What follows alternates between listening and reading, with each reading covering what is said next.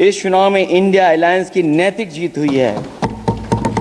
ये PDA India की सकारात्मक राजनीति, पॉलिटिक्स जो पॉजिटिव है, पॉजिटिव पॉलिटिक्स की जीत हुई है। ये इंडिया पीडीए की सोशल जस्टिस मुहिम की विक्ट्री है। 2024 का परिणाम हम इंडिया वालों के लिए जिम्मेदारी से भरा पैगाम भी है। और अगर हम यूं कहें अध्यक्ष महोदय कि 15 अगस्त 1947 अगर उपनिवेशिक राजनीति से आज़ादी का दिन था, तो 4 जून 2024 देश के लिए सांप्रदायिक राजनीति से आज़ादी का दिन रहा। ये सांप्रदायिक राजनीति के अंत और सामुदायिक राजनीति की शुरुआत है। जहां सांप्रदायिक राजनीति का अंत हुआ है, वहीं सामुदायिक राजनीति की शुरुआत हुई है। सबसे अच्छी बात हुई ये है कि इस चुनाव में सांप्रदायिक राजनीति की हमेशा के लिए हार हो गई है। अध्यक्ष महोदय, कहने को सरकार ये कहती है कि ये 5th लार्जेस्ट इकोनॉमी बन गई है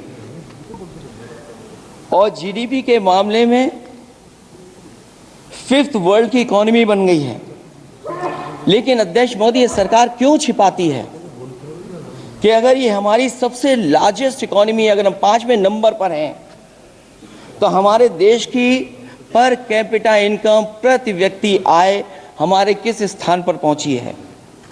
और हम लोगों ने तो अध्यक्ष महोदय देखा है कि अगर दिल्ली की सरकार ने कहा होगा कि $5 ट्रिलियन की इकोनॉमी बनेगी, तो जहां से प्रधानमंत्री जी चुन करके आते हैं, वहां का प्रदेश की सरकार भी कह रही कि हम $1 ट्रिलियन इकोनॉमी बना लेंगे। देश की इकोनॉमी कहां पहुंच गई, पर कैपिटा इनकम क्या है। लेकिन अगर उत्तर प्रदेश की इकोनॉमी को अगर $1 ट्रिलियन की इकोनॉमी बनना है, तो कम से कम 35% की ग्रोथ चाहिए। मुझे नहीं लगता है कि 35% की ग्रोथ उत्तर प्रदेश पा पाएगा। हम हंगर इंडेक्स में कहाँ खड़े हैं, नीचे से कहाँ हैं।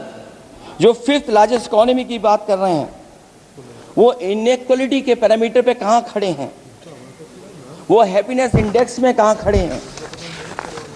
और जो लोग चुनाव को अपने तरीके से मोड़ते हैं, मैं उन्हें कहना चाहता हूं